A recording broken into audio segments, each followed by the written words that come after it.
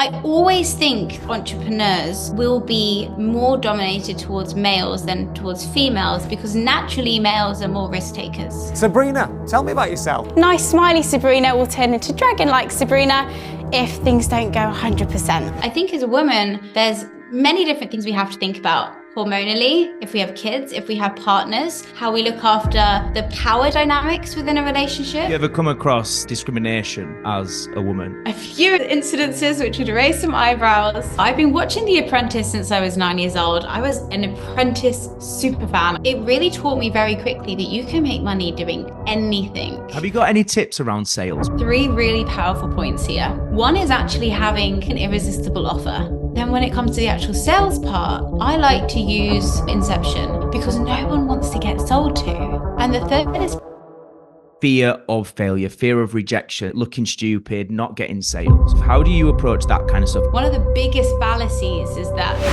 so you definitely do not need investments to start a business. You need someone paying you to start a business. And a really great way of looking at it is my experience dating has been very interesting. I've dated someone who's had a normal coaching job when I was tennis coaching, and then I've dated very, very successful entrepreneurs. The obvious question is, which was better?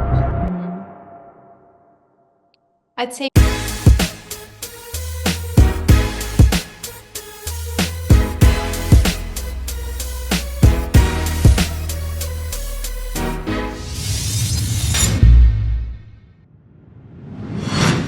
Hey everybody, and welcome to this episode of the Success School podcast. I just want to say thank you so much for being here and taking time to listen to the show today. And I also just want to make sure you are aware that my whole mission with this podcast is to be able to give people access to conversations that are going to enlighten, they're going to inspire, and they're going to give you the information needed to genuinely start to live a happier, a healthier, and a more fulfilling life. But here's the thing, I am just one man. So that's really, really hard to get a lot of people to be positively impacted when I'm doing this alone. So I'm just going to ask a little favor. And I know you're probably sick of hearing this. You probably hear it on every podcast you listen to. But please, if you genuinely do think this podcast is valuable and can help people, if you could just take a second to hit that subscribe button and maybe go one further, tell other people about it, share it on your Insta stories, anything you can do to help bring more awareness to the show would be greatly appreciated. Thanks for being here, and I really hope you enjoy this episode. Sabrina, welcome to the show. It is so good to have you here, and there's loads that I want to cover. I think predominantly a lot of our audience is female, and a lot of our audience are entrepreneurial, have their own businesses, or have maybe been thinking about having a business. So I think there's a lot of value that we can have just having a really good chat about your perspective and your experiences. For anybody that doesn't know you, a nice starting place would just be the beginnings. I believe you started some kind of business venture when you was 14 years old. Like, I've not misunderstood that. Is that correct? that's correct. Welcome for everyone listening. So my first business was at 14 years old. I was selling sweets. And for anyone who's watched The Apprentice, the winner in the year before me had the same business idea as I had at 14. This is a tiny bit sour from that, but it's fine. And I've always felt like I wanted to run a business. My mum was Indian, so she told me that I had to become a lawyer or a doctor, or you can't just run a business. And I decided to anyway. Was that just to rebel against her? Or, I mean, because this is the interesting thing, 14, like who, especially like a few years ago, like I think now with Instagram growing and TikTok, it becomes more and more trendy to be entrepreneurial, and Gary Vee speaking about that kind of stuff. Like, but aside from that, people at 14 don't want to be entrepreneurs. What was different about you? I think that's shifting now. And I think that is due to the low barriers of social media. And now being an entrepreneur ultimately is how can you create that freedom, which is a really attractive trait now. And a lot easier to do because of the access to resources. But it was hard when I was growing up because my friends were going to the pub, they were getting drunk, they were having fun, and I wanted to stay in and work. So I had I want to run my own business and do my own thing before it was cool. And when you do something before it's cool, you get a lot of social pressure and a lot of backlash from that. So I think the passion and the vision to want to do something different, but also the fear of not wanting to be normal was a big part of that and a big play. Where did that come from? Because most people, it's the opposite. They want to fit in. They don't want to stand out. And where was the drive for you to stay in and build a business when everyone else was happy to go to the pub? Interestingly, both my parents were teachers, so they did teach me to love to learn. But I've been watching The Apprentice since I was 9 years old. I was an Apprentice super fan. I watched every single episode. I watched Dragon's Den every day. That was my interpretation of business. And I just thought that looks really, really fun. And I saw how hard my parents worked. But they were teachers and they were a capped salary, and money was always an issue. And it was something that was never talked about. And I didn't want to have that reality when I grew up. So I knew that I couldn't do what they were doing and I couldn't follow the system. Because if they'd follow the system and they're successful at what they're doing and they're not as happy as I want to be potentially when I'm older, then I have to do something different. So let's go back to, as I said earlier, a lot of people that listen to this show are entrepreneurial. A lot of them are at the start of their journey. Now, when we're at the start of building a business, often a lot of us don't have loads of cash. A lot of us don't have a great network with people that are necessarily great to do business with. So if you're going to speak directly to them in terms of how to get going, how to maybe raise investment, how to do things with little or no resources, what's some of the specific advice you would share? I've started all of my businesses with zero resources, zero funding, zero help, zero knowledge of what I was doing, and everything I've learned. I think there's a huge fallacy now that you need investment to start a business. You definitely do not need investments to start a business. You need someone paying you to start a business before you even think about something, because that validates the idea of what you're doing. So if you are there thinking that, okay, I want to start a business, I don't really know what I want to do, the easiest way to validate your idea is for someone to physically pay you. You can worry about business accounts, setting up a website, branding, everything after you've made at least £1,000 or at least £10,000. Then you can worry about all of that. And by looking at it that way, you start to be creative.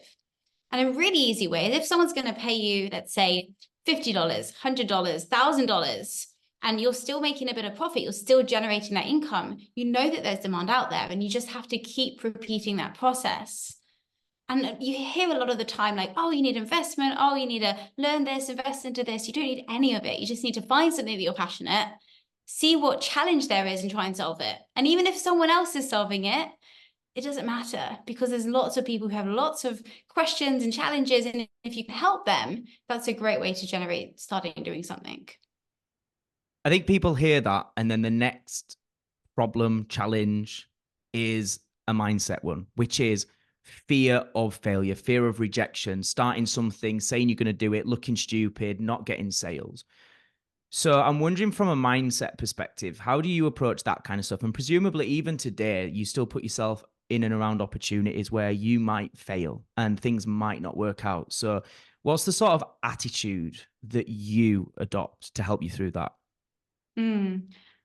I think the mindset is a really big part, that we've heard about it and we know it, but we might not necessarily do it or implement it.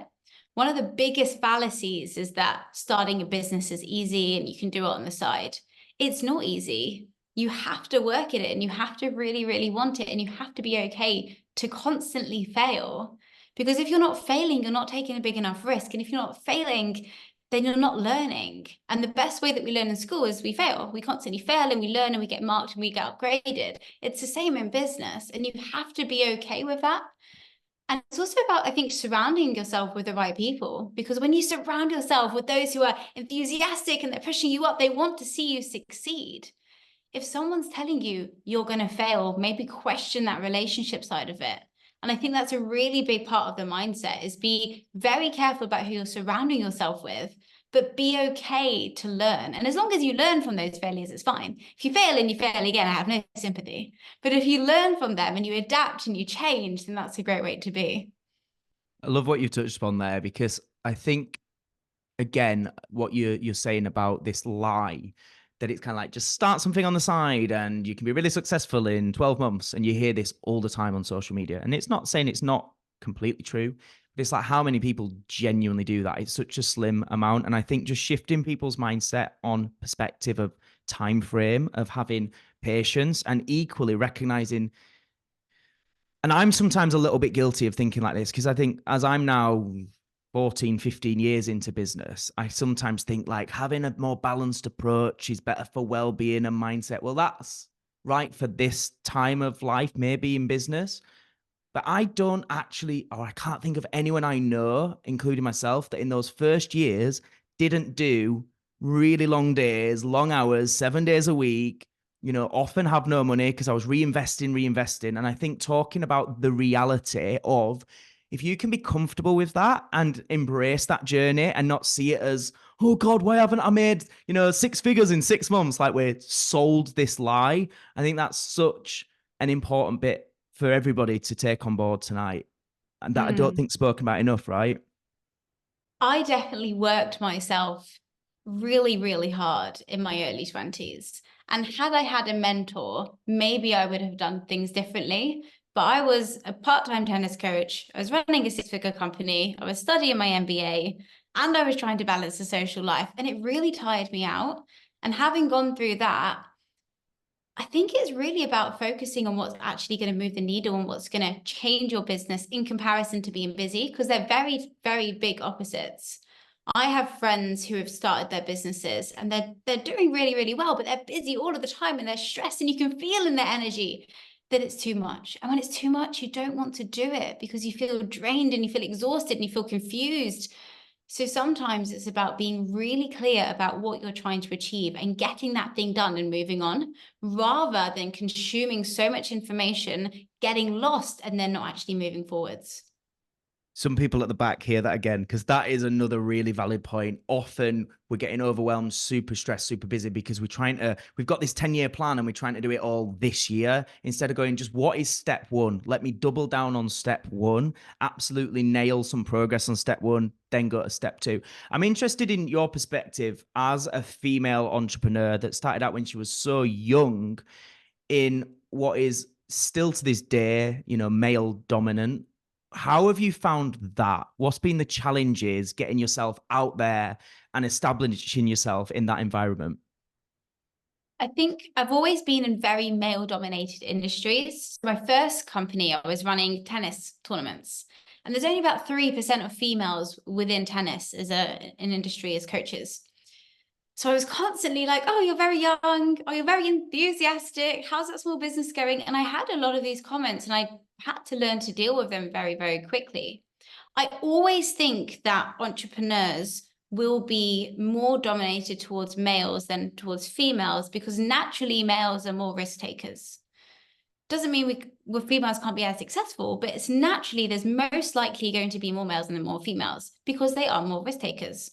I think as a woman, there's many different things we have to think about hormonally, if we have kids, if we have partners, how we look after the power dynamics within a relationship, how you look after the financial dynamics within a relationship. And there's a lot of different layers that maybe we do have to think about. And sometimes being in a community allows you to have those discussions. But also when you think about maybe your partner or what you're looking for and the way that you manage and look after your team, it's about how do you use those as your strengths? Maybe you have potentially more empathy. Maybe you're more able to compartmentalize, and using those and finding what those strengths are is a really nice way to look at it. Have you ever come across like discrimination as a woman? I have come across discrimination. I've had a few incidences which would raise some eyebrows, but ultimately I can either let that stop me and I can let that hesitate me and frustrate me and annoy me, or I can just say that's the reality and I'm going to learn how to adapt. And I think if we see ourselves as empowered and beautiful beings that we're going to create, but we can also create a business, that's fine. But also talking female entrepreneur and entrepreneur creates that barrier in itself. So if we see ourselves actually building the brand and don't put so much emphasis as the female part, maybe that's great. So somehow my previous company was full of guys and now my current company is full of girls, and I don't know what's happened there, but it's great to have a balance, I think, at all parts. The obvious question is, which was better? I love them both. They're great. The obvious answer. Cop out. No, I'm kidding. You mentioned there about the power dynamic, the financial dynamics, and I'm interested in the topic of, again, being young, being entrepreneurial, and when it comes to being very career led and equally then how that affects your dating life, relationships, that kind of stuff. How's your experience been? My experience dating has been very interesting. I've dated someone who's had like a normal coaching job when I was tennis coaching, and then I've dated very, very successful entrepreneurs. I don't think putting an emphasis on the career is really what we should do, because sometimes we think, oh, I'm earning this amount, my partner should be earning X. Oh, I'm doing this and I'm creating this and I'm speaking all these different places. That's what I want to look in my partner. And maybe because of social media, we see so many more males putting themselves out there. That's what we look for in a partner. But actually, a partnership isn't about your career, and it isn't about business, and it isn't about finances. It's about the way that they make you feel. And if you can find a partner who will empower you and make you feel amazing and you're excited to see them and you have a great time together, surely that's more important than what they're actually doing career-wise. So when I started shifting about how that person would make me feel and the way that I would want to make them feel, that's when I was able to build those more powerful relationships. Have you found that a struggle though, both initially for yourself coming to terms with that, but also, you know, presumably you have been in situations where on paper, when we look at the metrics of success being finances or fame or whatever, that you're dating maybe guys with less of those metrics of success. And as a man, a lot of guys want to be the breadwinner. They want to be the one providing, protecting. Have you found that to be a challenge? I haven't struggled being asked out on dates, but I have hesitated before going out on dates. And especially being in the public eye, I have to be really, really careful with who I say yes to, because I don't always know what their intentions are. And I don't know if they potentially have a preconception about who I am compared to who I'm not. But I'm also a very, very different person when I'm running my business compared to when I'm with my family, when I'm in my relationship, when I'm with my friends. So it's about figuring out what flows and allowing yourself to flow when you're there. I love that. What would you say is the key differences? Like when business ends and relationships starts, is there a something clear that you work on shifting? I personally would only date someone if they were entrepreneurial, because they would get me and they would understand that my brain doesn't necessarily work the same as someone else. So naturally, you can create barriers. So for example, the bedroom could be somewhere that you don't discuss business and you don't work and you don't do calls or something, right? But for me, that naturally would come up because I'm interested in it. And if I didn't talk to my partner about something I was interested in, it would feel very strange. So I do think they don't have to be an entrepreneur, but maybe they're really driven or maybe they're really passionate and they enjoy talking about what they love.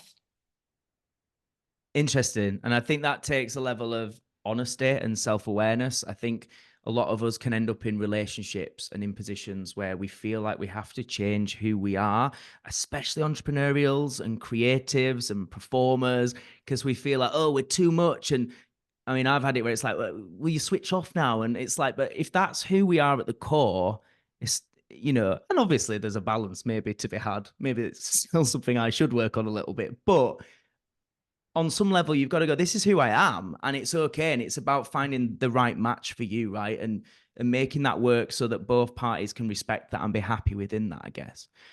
We've got to talk about The Apprentice. So obviously you said there you was a fan from being 9 years old. You went on to become a semi-finalist in the 13th series of The Apprentice, which first and foremost, a massive well done, because that is not easy. I think it was like week 11, right? Of constantly being tested and having to compete and be judged and be up in the boardroom. And when you reflect on that now, a few years on, what would you say are some of the key things you took away from that experience that have really set you up today? I loved being on the show. It was so much fun. I was like, oh, that's such really exciting. And I was 22 at the time, so I was the youngest candidate. And interestingly, on that show, I kept getting told, oh, you're really young. I was like, yes, I am, but it's great. I think for anyone who's watched the show, you notice how every single week changes. And it really taught me very quickly that you can make money doing anything, depending as well as you can sell it. And if you can sell it, we sold gardens, we sold well, not gardens, things to do in the garden, gardening. We sold donuts, we sold gym equipment, whatever it was, we were able to generate income. And that really transpired in my own life, because when I lost my tennis company, I started a tech company. And when the tech company, because it was a lockdown company, stopped, I started a PR company. And that just allowed me to show, no matter what happens, if I lost everything tomorrow, I would be fine, because I'll just start something new, because I have the skill sets.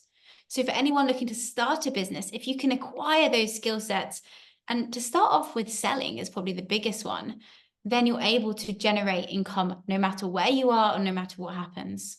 Have you got any tips around sales? Because I feel like a lot of the experiences I've had, entrepreneurs are great at kind of being creative, coming up with concepts and ideas, and they might be really good at the marketing and actually delivering the service. When it comes to sales and actually getting on that phone or, trying to convince somebody to give them money, it's like, oh, I don't want to do that. I hate it. It's not me. Have you got any, if somebody's listening and they resonate, what would be some of your advice to them? Great question. 3 really powerful points here. One is actually having the step before sales, which is having an irresistible offer. If you have an offer that you are confident with, it has great guarantees, it has scarcity, it has urgency, and you know that it's a great product that you can deliver in a way that's going to allow them to have the result with minimal time and effort, that's able to really create too. Whereas if you're selling something and you're not too sure on the outcome, that's a really, really hard sell. So having an irresistible offer that only a lunatic can say no to is half the battle when it comes to sales. And that's really, really powerful. Then when it comes to the actual sales part, I like to use more inception, meaning I will allow the lead or allow the potential client to come up with the idea that they need my product, because no one wants to get sold to. No one wants to feel like this person is trying to push me into something. They're trying to sell me something, because we get sold things all the time and suddenly our, alarms go off.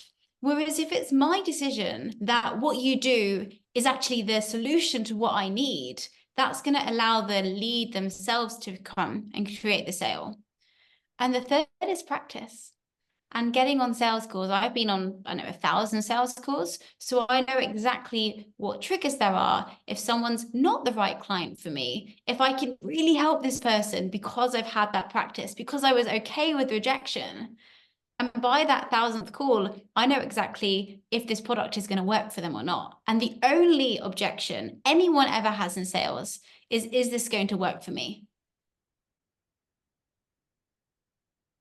I love that. And there's something you mentioned there. I don't know if you would agree with this, but I feel you touched upon, which is about flipping it. I think for a lot of people, when it comes to sales, it's like, I need to, hit my sales target. I need X amount of money, X amount of clients, for example. And I think by flipping that and actually going, does this person need what I have? And it being about finding if you're a good match and knowing what you have to offer is great for the right person. And actually, it's more, you're trying to figure out if they're right for you rather than the other way around, going, I just need your money. Because that's where people then start to become salesy, or it becomes unethical. And I think just as a mindset shift, do you agree that that can be a good way of looking at it? 100%. I don't want to work with you if I can't help you, because I won't feel good about that. And you're going to be a headache because you're not going to be happy. I want to work with someone that I can genuinely make a difference to. And that's also what's really clear about what your offer is, because you'll know exactly what the outcome is. So that way, all sales is doing is it's solving and finding a solution to the problem that they have. And then the next sale after that is, now that you solved the first issue, are there any others that you can help solve as well? Love that. So you mentioned there your PR company, 2 PR. Do you want to just tell us a little bit about that? And I think specifically, what is PR really? Because I think we see these PR companies, a lot of them get into our DMs on Instagram, and a lot of us don't truly understand what PR is, what a PR marketing agency is, and what they can do for us. And also, I think kind of, who does need it? What would you say the answer is to that? So public relations is ultimately what someone says about you when you're not in the room. And a really great way of looking at it is, have you ever Googled yourself? Because PR can create what does or does not come up on Google. So if you have an online business, or if your business is getting Googled, your name is getting Googled, and you can control the narrative, then you're allowing to put yourself out there in the way that you want to be put yourself out there. So a lot of the PR we do is Google relationship management, meaning what happens when you type your name into Google. And that can be the make or break of a sale. When was the last time you went to go work with someone and you Googled them and nothing that good came up, or someone else came up, or something negative came up? You've instantly lost the sale. So it's about making sure that you don't lose the conversion, but you're also seen as the market authority. So I'm going to work with you compared to somebody else. So what would you say are some of the tips then? If someone's hearing that and they're like, oh my God, what comes up on Google is somebody that isn't me, or maybe one article that's just pretty mediocre. What would be some of the advice on how they can start to turn that around? So if we go basic level, having a website with your full domain, having your bio, your headshots, those assets on your personal website, your LinkedIn surprisingly ranks really, really high on Google. So ensuring that you have a great LinkedIn, and then consistency on all your social medias. Because when you want to research someone, you ideally want to know you're speaking to that right person. They're the 3 quick, easy wins. When it comes to press, it's kind of imagining yourself, you're borrowing the authority of other publications. So for example, when I was featured in Forbes, which most people have heard the name of Forbes, and then I'm featured in it talking about PR, you instantly have that recognition of, oh, Sabrina must be amazing at PR. And fortunately, I had a great result, which is why I was in Forbes. But it's because of that recognition that it elevates. So when someone's looking to work with me, they want to know that they're working with someone who knows what they're talking about, because there's so many other PR companies. And one of those factors is, has that person been recognized as an industry leader?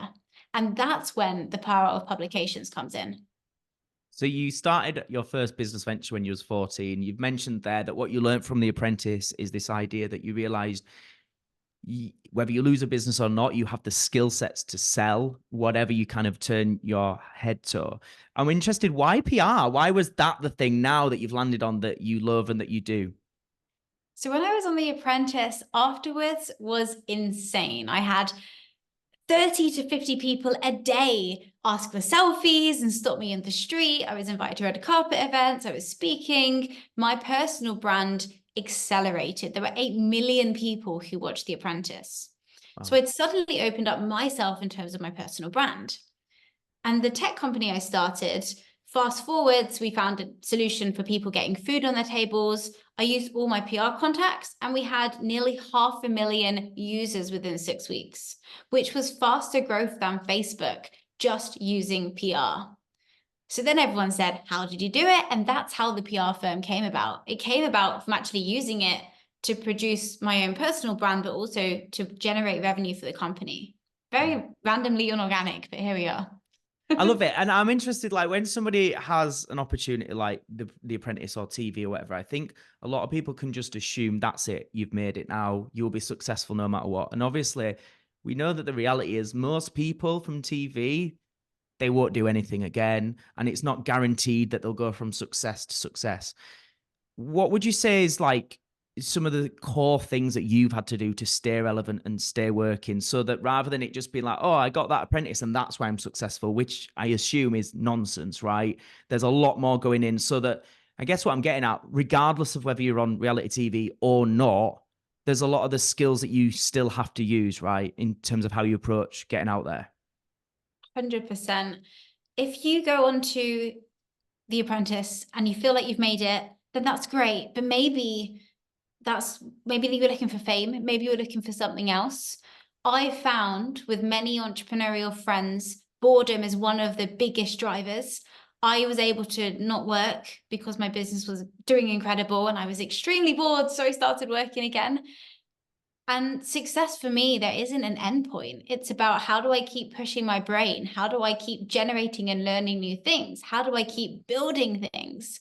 So there isn't a certain number of success. When I've made my first million, I was like, okay, cool.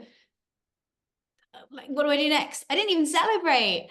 And it's that wanting to learn, wanting to that build, not chasing the money, not chasing any fame, which will inspire you to go through those harder times, which is ultimately what the entrepreneurial journey is about. I wonder what your thoughts are on that, because it's a topic of conversation I like to have with a lot of people about, like, when is enough, and is ambition a blessing or a curse? I have some friends that, they're just so content without constantly striving and improving and growing. And I see friends that are married with children and all this kind of stuff, and they have a beautiful work-life balance and they're genuinely really bloody happy. And then I see a lot of entrepreneurial friends that are just constantly, no matter how well they're doing, they're not satisfied. How do you feel about that? What's your take on it? Not everyone's the same. Not everyone is meant and born to be an entrepreneur. Not everyone has to be an entrepreneur. Some people are really, really happy just doing whatever they do. It's kind of like this weird shift in society that everyone should be running their own business and successful and entrepreneurial, but that's not everyone. That's just a select handful. If there was, then we wouldn't have any businesses because there'd be no one to manage and to work in the teams. So I don't think there should be this societal pressure on you have to be successful and you have to run a business. It really is dependent on your personal circumstances and what works for you. And some people crave security more than they do risk. And I know that I really am excited to be a mum one day, and my work balance will change because I want that to happen. I want to be doing maybe 2-3 days a week and then looking after my kids. So it depends on so many different factors. And there's no right or wrong, and it's completely okay to be happy and satisfied where you are. But if there is an itch, then would you regret not exploring that itch? And if you may regret it, then go explore it. And I think as well that it's really important to recognize, do you actually just find fulfillment and joy in figuring out how to achieve that next goal? I think if you put all your happiness on the achievement of that goal, that's where you can get into problems sort of like mentally. But I think if and what I really get from you that feels like so clear is you're just bloody passionate about business and you love every aspect of it. I'm sure there's bits you don't like probably accounts or something. There's always bits, right? But the general lifestyle of figuring things out, growing, improving, solving problems, I just get that's your passion and you love that. And I think that's something that people need to recognize. If you hate uncertainty and you hate constantly thinking, oh, there's another problem that we need to solve, then that's maybe a really solid red flag. You probably shouldn't be an entrepreneur. And there's nothing wrong with that whatsoever, as you've just said there. Now, I think people can listen to you and find you dead inspirational and motivating and really positive. But we all know that, you've said there about being in the public eye, not knowing who to trust, a lot of pressure, like being judged for whether it be your age or your gender or whatever. And also, whether you love business a lot, some days can just be bloody hard where you get challenged. So I'm wondering about the flip side. Like, is there anything you can remember in terms of times where things have been really, really tough and maybe you have struggled from a mental health point of view or motivation? Is there anything that stands out? And importantly, kind of what your process was, how you dealt with that? I've never struggled from a mental health point of view because I haven't allowed myself. And I say that in the sense of I fully believe that I am in control of my reality. And whatever has happened around me is temporary. So if I let that get me down, then I would constantly feel like I was having all these things attacking me. But they're my decision. It was my decision to run a business. It was my decision to go travel. It was my decision to be in this relationship. It was my decision to do something. So as long as I look at it from an internal perspective, that means it can be my decision to change. And I can either get over something in 5 minutes, 5 hours, or 5 weeks, but eventually I'm going to get over it. And I think that does come down to a lot of my positive and optimistic viewpoints, is because if I feel like I'm in control, that means I can control the way that I react to something.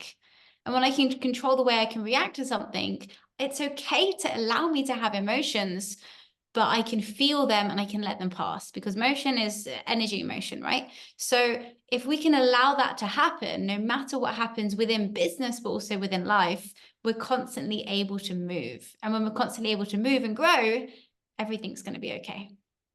Okay. What you just said there was massive. We're like, let's just take a moment because I mean, I say it all the time, right? Focus on what you can control, disregard the rest. The reason people get so emotional and really struggle is because they're so fixated on the things they can't control. They're focusing on the past, all these things that are just so disempowering. But equally, I think a lot of people will hear that and they'll go, that's easier said than done. So I'm interested in kind of the next piece to that, which is where does that come from? Have you been blessed with like it's just natural to you? Have you been blessed with it's just how all your family are? Or is it something you've had to work at? Is it a skill set you've had to develop? How's that been? I've always been like this. I've had a very inspirational, amazing nan. I've listened to Tony Robbins and Brendan Burchard since I was 14.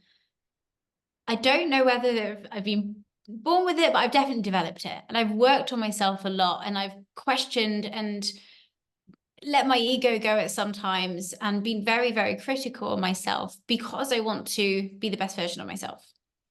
So I don't think you can be born with certain characteristics, but if I think I'm actually in control of my emotions, then I'm allowing myself to learn, I'm allowing myself to develop. And I think it's a constant journey that you have to go through. But you have to want to go through it. No one's going to suddenly give you permission to go be more confident or go be more positive or go push yourself out there. That's permission that you have to give yourself.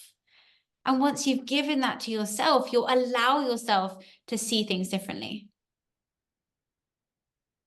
I love this. I just think it's such a breath of fresh air. And I think it's about personal responsibility, giving yourself permission, recognizing that it's almost like a daily practice, it's ongoing work, that there's never a destination. And I think that is the key. And it's the bit that so many people just take for granted. And it's that kind of mindset of, oh, life is happening to me rather than for me, right? It's like that, oh, well, it's not as easy for me because Sabrina's naturally positive, and it just naturally people just go into this way of thinking about stuff that is just holding purely themselves back. Quick question. This is probably the most important question you will answer today. Have you got your tickets to our next event yet? Seriously, guys, I'm not just bigging this up because it's my event. Genuinely, this is gonna be one of the best events of 2025. Out of everything that I do, I can honestly say this is the thing I put the most energy, effort, attention into, and it's one of the things I enjoyed the most. It's going to be a day jam-packed with incredible speakers talking about business, mindset, sales, and marketing. And not only is there going to be some incredible speakers, but this is going to be a room filled with people who are committed to being the best version of themselves, which I would say is going to be quite a good room to be in if you want to achieve more in your life. So if you haven't already, make sure you click the link in the show notes, get your tickets, and I'll be so excited to see you there on Sunday, the 2nd of February. Get your tickets. Have you got them yet? Right. We'll get back to the episode. I'm wondering about, you said about Tony Robbins, Brendan Burchard, and so on, and a lot of the personal development space, they talk about morning routines, they talk about non-negotiables, daily rituals. Is there anything for you? Like, is that for you just nonsense? Like, you just get up and get on with your business? Or do you have anything that actually, that's something I know I'm at my best when I make sure I'm focused on that? Health is a really, really important part to me there. I think I've studied in really a lot of depth and read loads of books and watched loads of videos about productivity, about morning routines, how to be efficient, da la la la. All it really is what works for you. There's no set thing that does or does not work. If you have kids, that's a massive change in the way that you do. If you're in a relationship, if you're single, depending on what you're working, maybe you've had a whole load of stuff going on that just drives your world crazy, but it's still your world, right? So you still have to be able to come out of the other side. But if you look after your health, then you're able to think more clearly. You're able to feel better. You're able to move and flow better. So making sure that you're prioritizing your health and then your business and your family, because then you can show up as a better partner. Then you can show up as a better friend. Then you can show up as a better leader or a better entrepreneur in whatever you're doing because you feel good and you can bring that energy. Whereas if you're waking up every day and you're not excited to do admin and you've got to jump on the computer and you've got to write another post and it's 11 a.m. and you're still in bed and you're getting stressed and you haven't moved your body, then it's probably going to give you a different kind of reaction. So actually prioritizing your health is the biggest way, I think, now from what I've learned and from what I've done wrong that I would give advice to my younger self. Amazing. All right, we're going to go into some of the general questions that I ask most of the guests that come on this show. So the first question is, what is some of the best advice you have ever received and why? It was a quote from this incredible book. I think Yuval, I don't know, it's 21 Lessons from the 21st Century. And the quote was some Greek philosopher. Don't quote me on this. But the quote was, the only constant is change. And the reason I love that quote is because everything is temporary. And when we see everything is temporary, it means everything is evolving and moving and will change sometime. So whether that's good, that means we can keep going. But if something's a little bit hard, then it's only temporarily hard. Great advice. I was expecting then that the Greek philosopher actually gave you that advice, but I'm glad you stipulated it was in a book. All right, flip side, what is some of the worst advice you've ever received and why? And I'm thinking about, we get all these Instagram quotes and it all sounds good, like generic advice, but when you actually look at it, it's nonsense. Is there anything like that for you? Oh, the worst advice I've ever been given. I'd probably say something around you're too young to start. And I got given that when I was in my early 20s because the fact that I was young and I was getting told by someone older than me that I kind of like felt a little bit like, oh, maybe I shouldn't be doing this. Maybe I should go and study more. Maybe I should go and get a job. But actually, I had to listen to my gut. So if you feel like you should go and do something, go and do it, because someone else who isn't stopping you do it is probably just a reflection of themselves. Great. Next question. What is one of the biggest quote unquote failures you've had and what did it teach you? When I scaled my tennis company, I spent so much money on staff. And when I scaled my PR company, I spent so much money on staff, and I won't do that mistake again. And that was expanding because I felt like that was the right thing to do, rather than actually putting in place what should have happened and being very clear before I brought a team member in. If you're ever looking to start a business, sometimes I've heard the advice of go and hire, go find someone, go do this, but you don't need to. The reason you should hire is either they're going to make you money, they're going to save you money, or they're going to give you time so that you can spend that time making more money. And that's it. And using that philosophy has allowed me to scale without having crazy overheads and sustainably build a business. Beautiful. I love that. Okay. The next one is, what's your vision for the future? Like, what's the next step for you in the next sort of 5 years or so? I have been very privileged to build a company and to travel and to do lots of different things. I think I would like to do more purpose-led businesses. And one big part of that is to help other entrepreneurs start their own business, because I wish I had this version of myself when I was 14 to look up to somebody who was still relatively young and started with nothing in their bank account, who wasn't a 50-year-old male like Tony Robbins. So something around this line would be great. But also I'm very excited one day to start a family and being able to shift and have that balance between having that family life and also being able to do something that still fills me with purpose and passion. There you go, the 2 Ps. Sabrina, I've absolutely loved this. And obviously I want to be respectful for your time. I want to make time for the Q&A. So we're going to start to wrap up, but I just want to say thank you. I just think your passion, I'm sure everyone who's here with us live tonight just gets the passion coming through the screen and the authenticity. And it's just such a joy to witness your energy and your enthusiasm. So thank you so much for spending some time with us. If people are hearing who you are for the first time, where can they find you? Where should they follow you? Where can they get you content? And maybe a little bit more info on how they can get in touch with the PR company, 2 PR. Of course. So I'm most active right now on Instagram and on LinkedIn. My handles are Sabrina Stocker. So if you go follow me over there, drop me a message saying that you've listened to this podcast if you found it useful. And if you have any questions, then feel free to message me. I'll try and reply as much as I can. And if you are looking to build your brand, then our website is 2pr.com. But I'd say jump over to my social medias and we'll go from there. Brilliant. All right. Final question of the main podcast. Sabrina, what is your definition of success? I'd say peace. Yeah. Amazing. Thank you so much. I love that.